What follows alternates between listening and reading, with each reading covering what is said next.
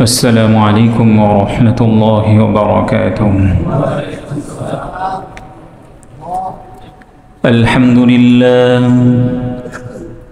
الحمد لله نحمده ونستعينه ونستغفره ونؤمن به ونتوكل عليه ونعوذ بالله من شرور أنفسنا ومن سيئات أعمالنا.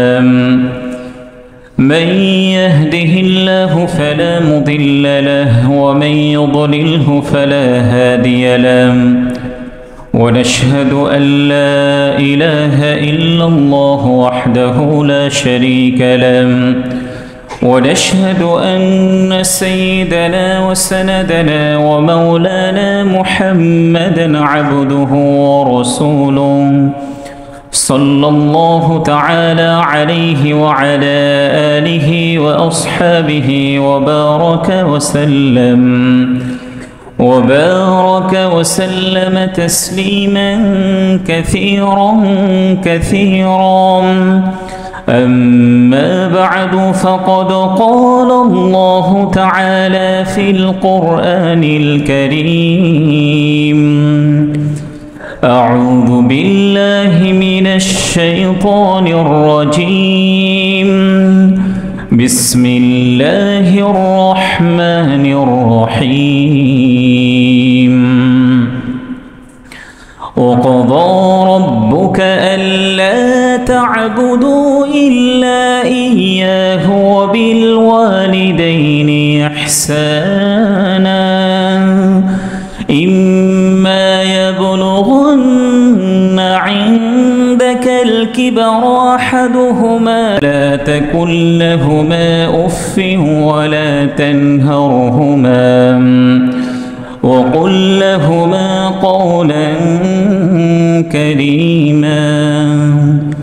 واخفض لهما جناح الذل من الرحمة وقل رب ارحمهما كما ربياني صغيرا.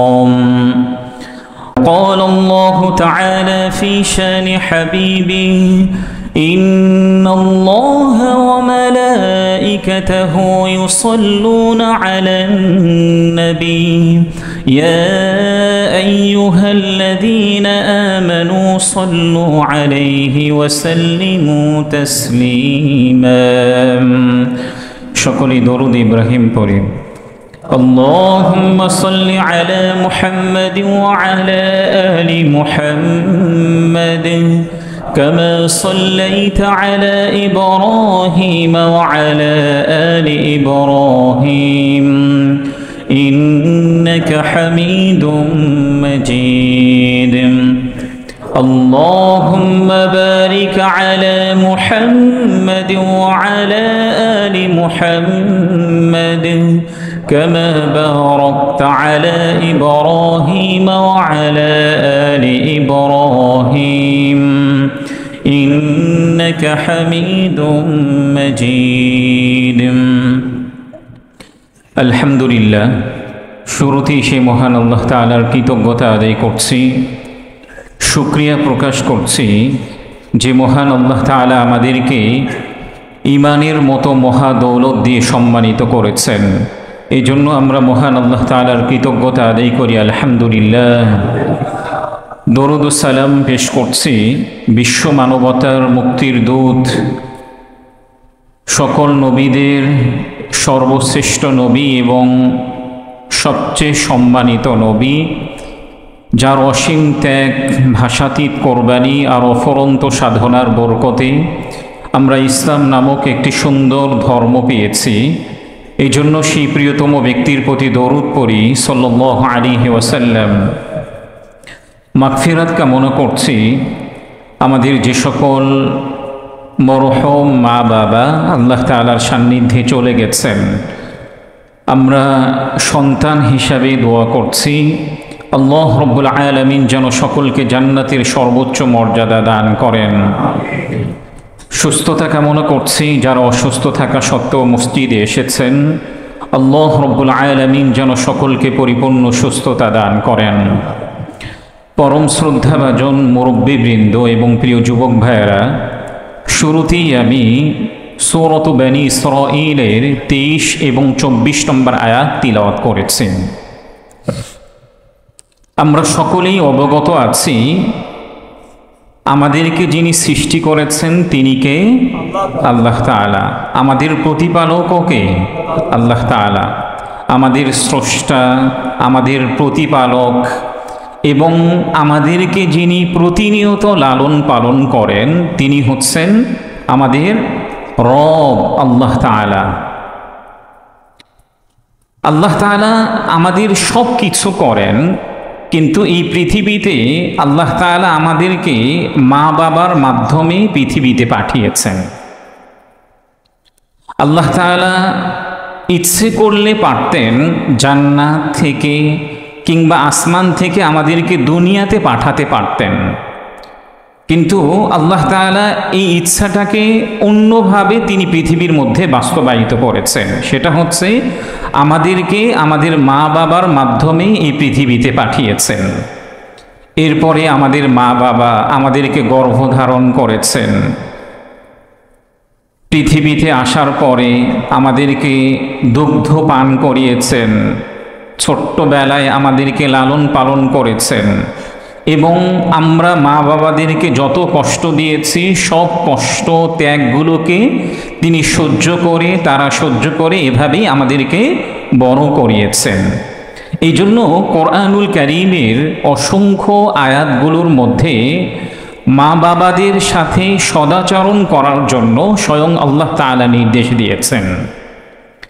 যেহেতু মা বাবা একেবারেই জন্মের পূর্বে থেকে নিয়ে আমাদের বড় হওয়া পর্যন্ত সব ধরনের কষ্টগুলোকে তারা সহ্য করেছেন, এই জন্য কোরআনুল কারীমের অসংখ্য আয়াতের মধ্যে মা বাবাদের সাথে সদাচরণ করার জন্য আল্লাহ তাআলা স্বয়ং নির্দেশ দিয়েছেন। এবং রাসূলুল্লাহ সাল্লাল্লাহু আলাইহি ওয়াসাল্লামের অসংখ্য হাদিসের মধ্যে স্পষ্টভাবে তিনি মা বাবাদের সাথে ভালো আচরণ করার জন্য নির্দেশনা দিয়েছেন। সূরাত বনী ইসরাঈলের 23 এবং 24 নম্বর আয়াতের মধ্যে আল্লাহ তাআলা বলেছেন, ওয়াকাদা রাব্বুকা আল্লা তা'বুদু ইল্লা ইয়্যাহ। তোমাদের রব আল্লাহ তাআলা তোমাদেরকে নির্দেশ দিচ্ছেন আমরা যেন একমাত্র তারই ইবাদত করি। আমরা একমাত্র ইবাদত করব কার? আল্লাহ তাআলার। এরপরে আল্লাহ তাআলা যে বিষয়টি নির্দেশনা দিয়েছেন সেটি হচ্ছে ওয়াবিল ওয়ালিদাইনি ইহসানা। আল্লাহ তাআলার ইবাদত পালন করার পরে আমরা যেন আমাদের মা বাবাদের সাথে ভালো আচরণ করি, এটার নির্দেশনাও দিয়েছেন আল্লাহ তাআলা। এটার নির্দেশনাও দিয়েছেন কে? আল্লাহ তাআলা। এরপরে আল্লাহ তাআলা বলেছেন, ইম্মা ইয়াবলুগান্না ইনদাকাল কিবারি আহাদুহুমা আও কিলাহুমা। যদি মা বাবাদের একজন কিংবা উভয়জন তোমাদের জীবদ্দশায় বার্ধক্যে উপনীত হয়, মা বাবাদের একজন অথবা উভয়জন আমাদের জীবদ্দশায় বার্ধক্যে উপনীত হয়, ফালা তাকুল লাহুমা উফ। আল্লাহ তাআলা বলেছেন বার্ধক্যে যখন তারা উপনীত হবে সন্তান হিসাবে তুমি তাদেরকে বিরক্তি সূচক কোনো কথা বলবে না। মা বাবাদের সম্মুখে বিরক্তি সূচক কোনো কথা বলা যাবে না। ওয়ালা তানহারহুমা, এক তো হচ্ছে তাদের কাছে বিরক্তি সূচক কোনো কথা বলা যাবে না এবং তাদেরকে ধমকিও দেওয়া যাবে না।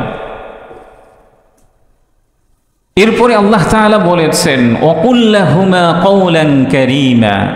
এবং সন্তানদেরকে আল্লাহ তাআলা নির্দেশ দিয়েছেন তোমরা যখন তোমাদের মা বাবাদের সাথে কথা বলবে, কথা বলার সময় যেন সম্মানজনক কথা যেগুলি আছে এগুলোকে তোমরা ইউজ করবে।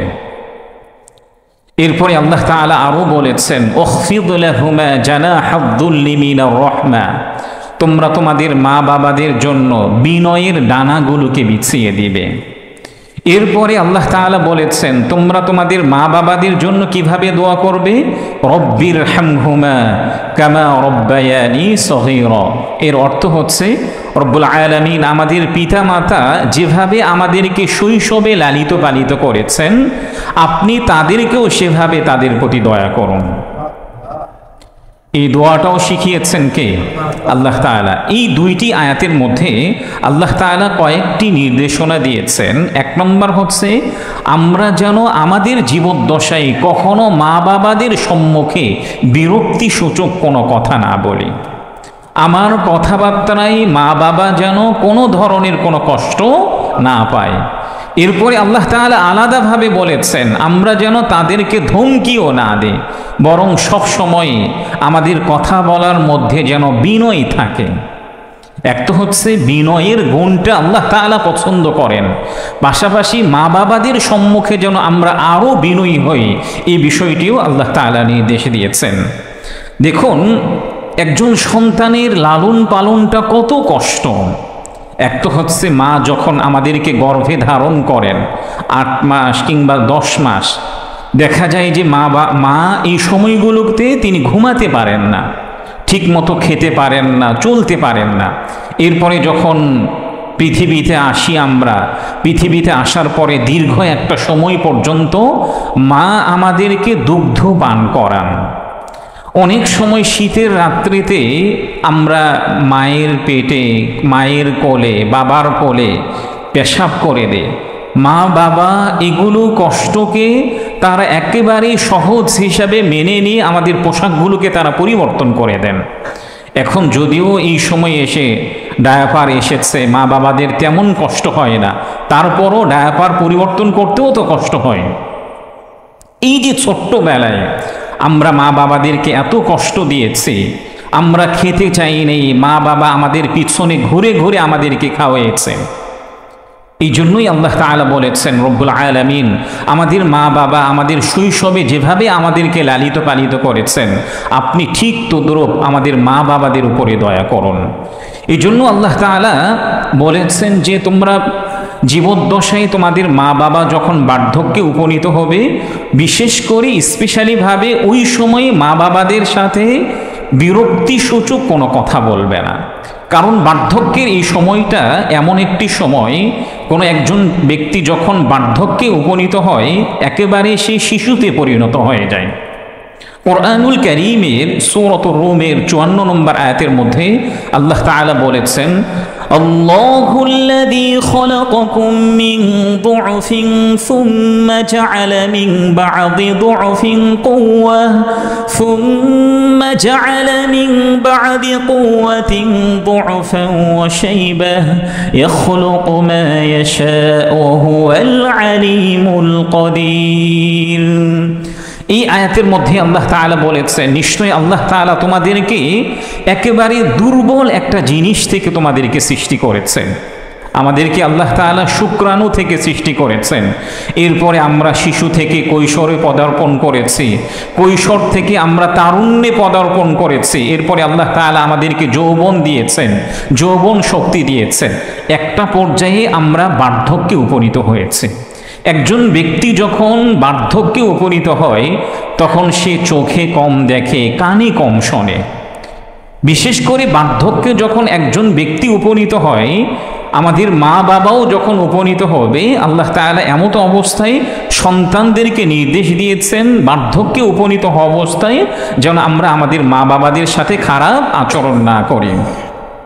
সূরাতুন নিসার 36 নম্বর আয়াতের মধ্যে আল্লাহ তাআলা বলেছেন, ওয়া'বুদুল্লাহা ওয়া লা তুশরিকু বিহি শাইআ ওয়া বিল ওয়ালিদাইনি ইহসানা। এই আয়াতের মধ্যে আল্লাহ তাআলা বলেছেন তোমরা আল্লাহ তাআলার ইবাদত করবে এবং তার সঙ্গে আর কাউকে শরীক করবে না। আল্লাহ তাআলার ইবাদত করবে এবং তার সঙ্গে আর কাউকে শরীক করা যাবে? তার সঙ্গে আর কাউকে শরীক করা যাবে না। দ্বিতীয় পর্যায়ে আল্লাহ তাআলা যে বিষয়টি নির্দেশনা দিয়েছেন সেটি হচ্ছে ওয়াবিল ওয়ালিদাইনি ইহসানা, আমরা যেন আমাদের মা বাবাদের সাথে ভালো আচরণ করি। তাহলে এই আয়াতের থেকেও মা বাবাদের সাথে ভালো আচরণের গুরুত্বটা স্পষ্টভাবে আমরা উপলব্ধি করতে পারি। কারণ এই আয়াতের মধ্যে আল্লাহ তাআলার ইবাদতের দ্বিতীয় পর্যায়ে আল্লাহ তাআলা বলেছেন তোমরা তোমাদের মা বাবার সাথে ভালো আচরণ করবে।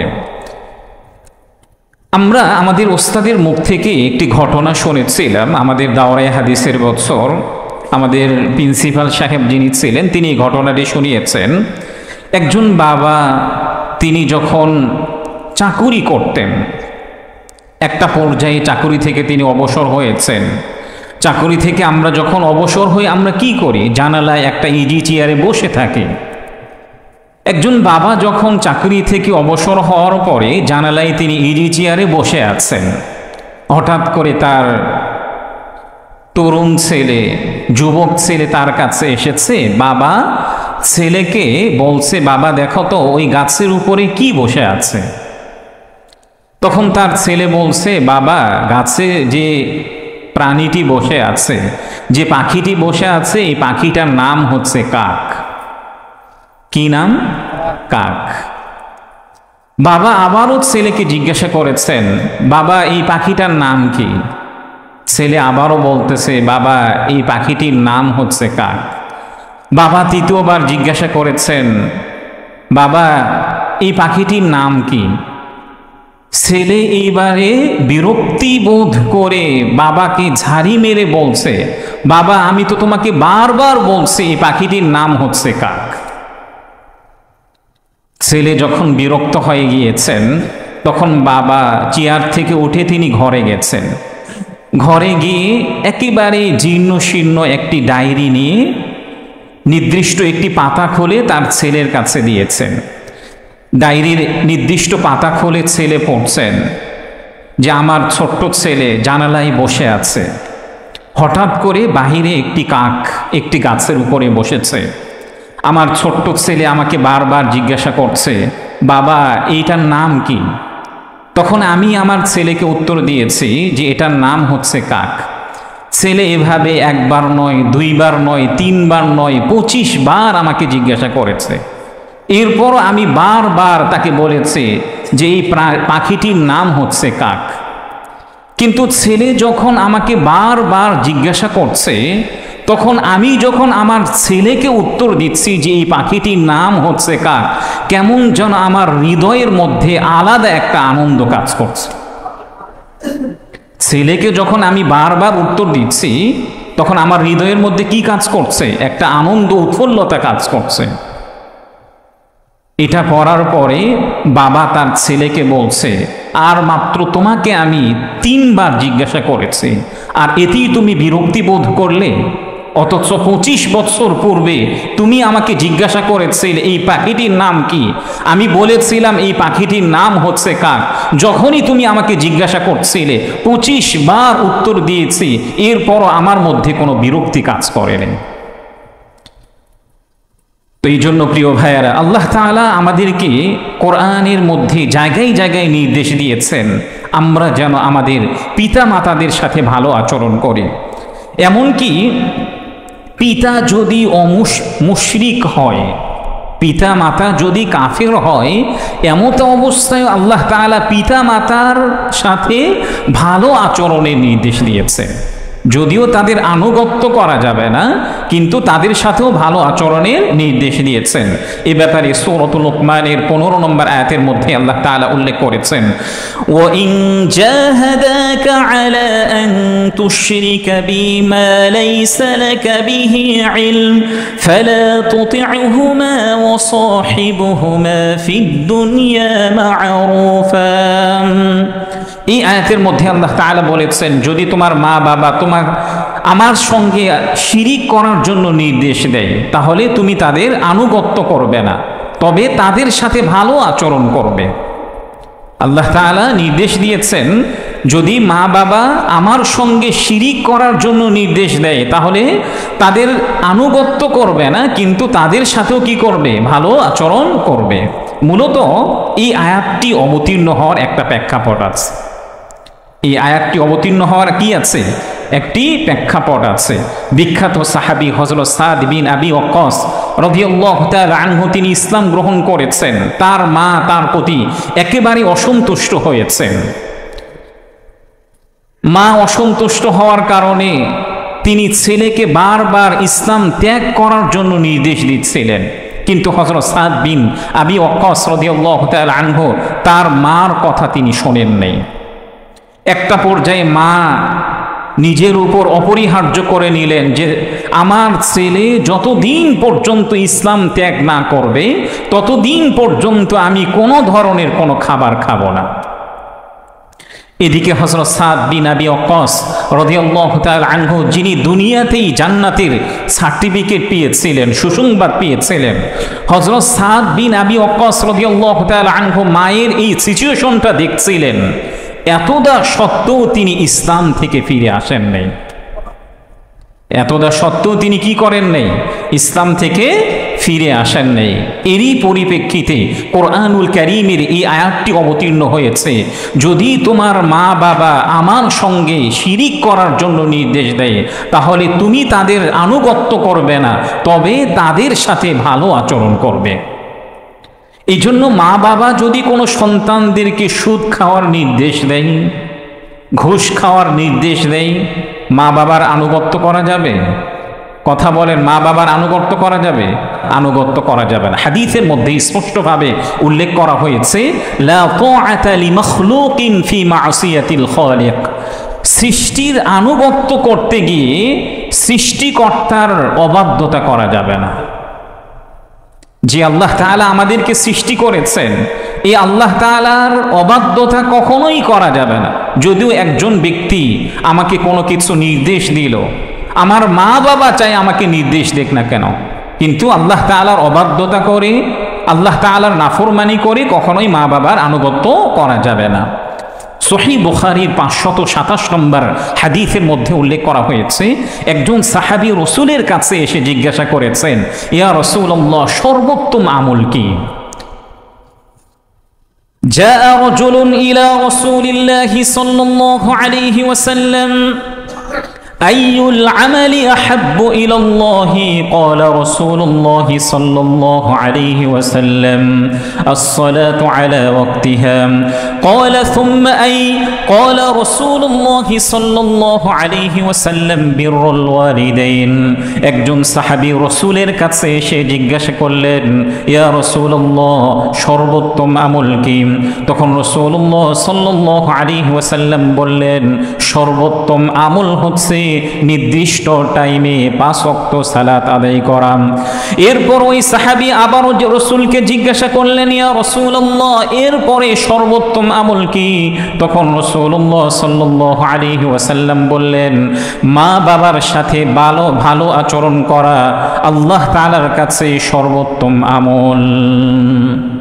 এই পৃথিবীর মধ্যে একজন ব্যক্তি আরেকজন ব্যক্তিকে অনেকভাবে ভালোবাসতে পারে। ভাই বোনকে ভালোবাসে, বোন ভাইকে ভালোবাসে, স্বামী তার স্ত্রীকে ভালোবাসে, স্ত্রী তার স্বামীকে ভালোবাসে, শিক্ষক তার ছাত্রকে ভালোবাসে, ছাত্র তার শিক্ষককে ভালোবাসে। কিন্তু প্রত্যেকটা ভালোবাসার মধ্যে কিছু না কিছু স্বার্থ আছে। পক্ষান্তরে মা বাবা ছোট্ট অবস্থায় তাদের সন্তানদেরকে যে নিঃস্বার্থ ভালোবাসা দেয়, এই ভালোবাসার কোনো তুলনা হতে পারে না। এই ভালোবাসার কোনো তুলনা হতে পারে না। এই জন্য আল্লাহ তাআলা কোরআনুল কারীমের মধ্যে যে মা বাবার সাথে ভালো আচরণের নির্দেশ দিয়েছেন, আপনার মা বাবা অসুস্থ, এমত অবস্থায় উলামায়ে কেরামগণ বলেছেন আপনি কোথাও সফর করতে পারবেন না।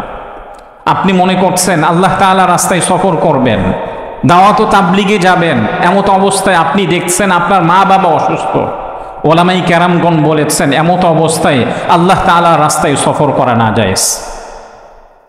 কারণ কি? আল্লাহ তাআলার রাস্তায় সফর করার চেয়েও মা বাবার সেবা করা এটা আরো বেশি অপরিহার্য।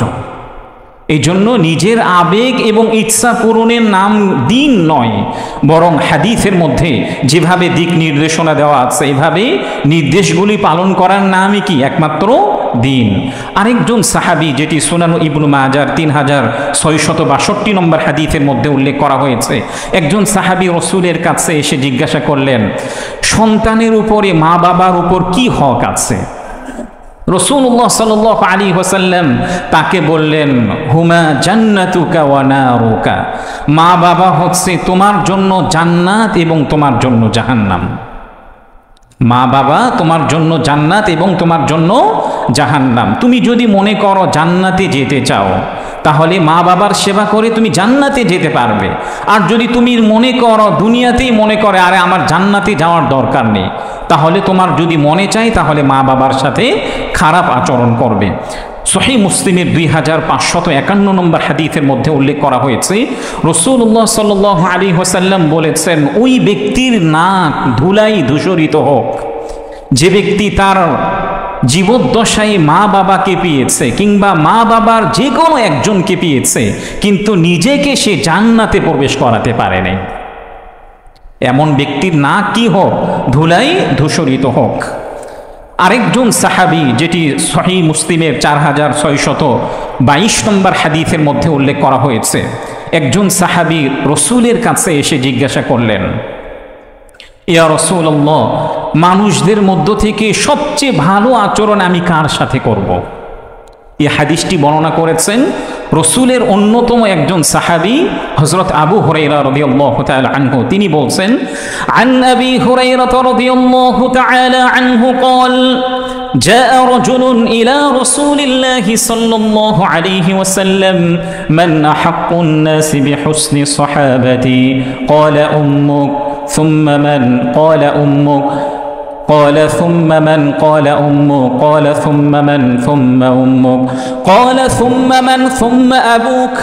হযরত আবু হুরায়রা রাদিয়াল্লাহু তাআলা আনহু থেকে বর্ণিত, একজন ব্যক্তি রাসূলুল্লাহ সাল্লাল্লাহু আলাইহি ওয়াসাল্লামের কাছে এসে প্রশ্ন করলেন, ইয়া রাসূলুল্লাহ, ইয়া হাবিবাল্লাহ, মানুষদের মধ্যে সবচেয়ে ভালো আচরণ আমি কার সঙ্গে করব?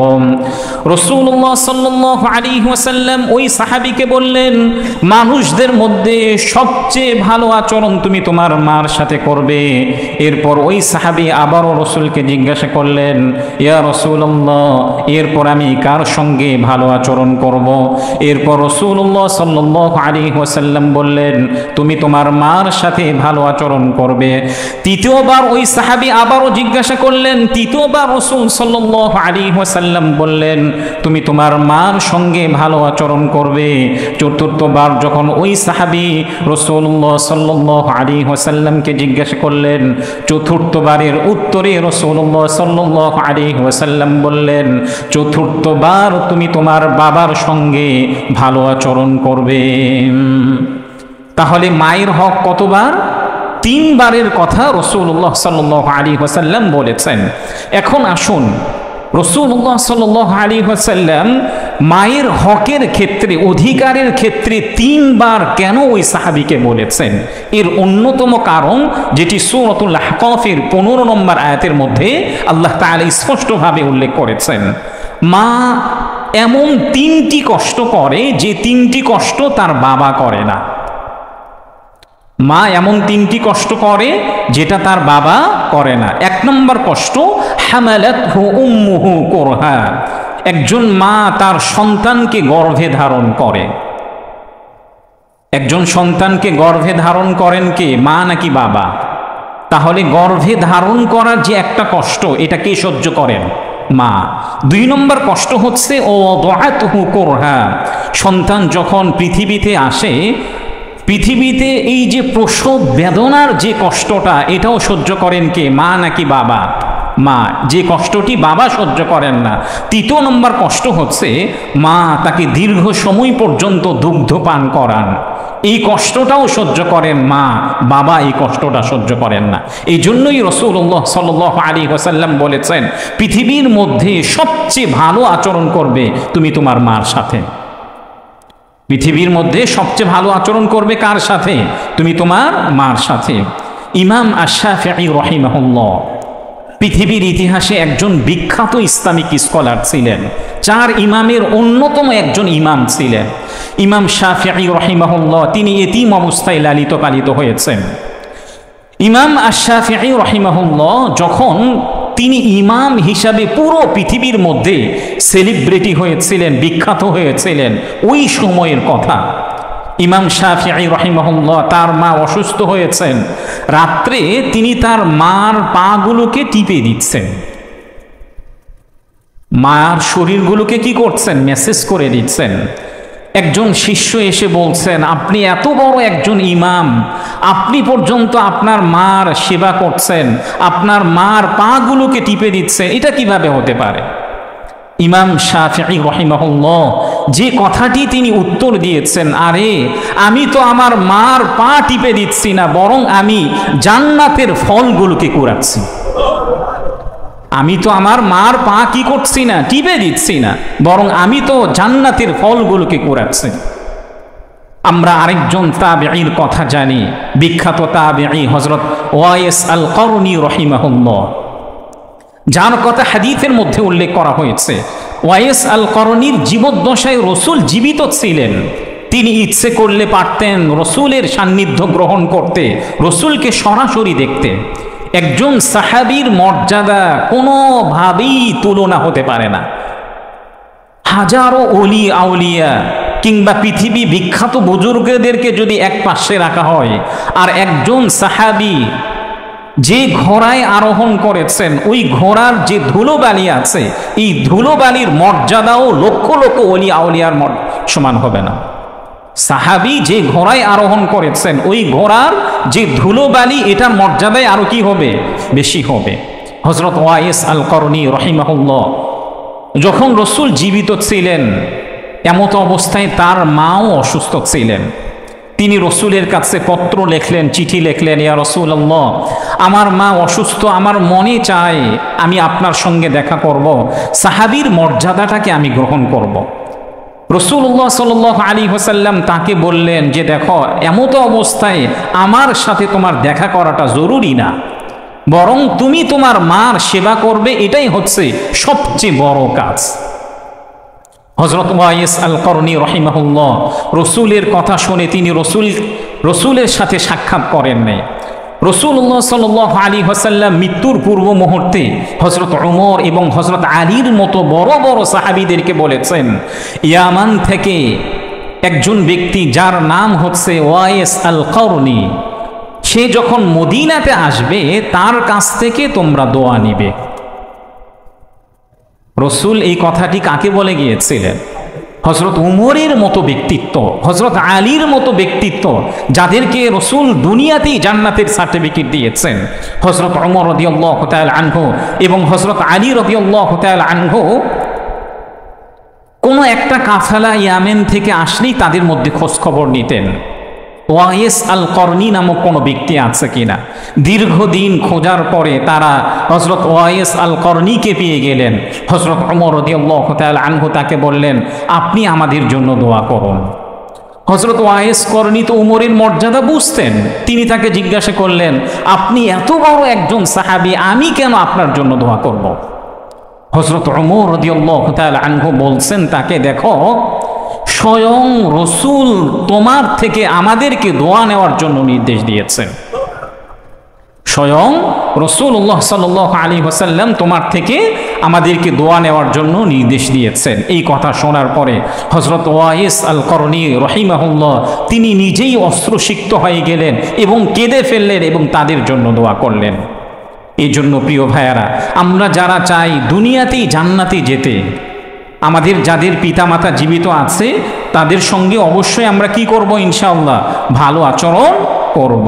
যদি পিতামাতা উভয়ই জীবিত না থাকে, একজনও যদি জীবিত থাকে, তাহলে নিজের জন্য তাদের সেবা করাটাকে অপরিহার্য মনে করব।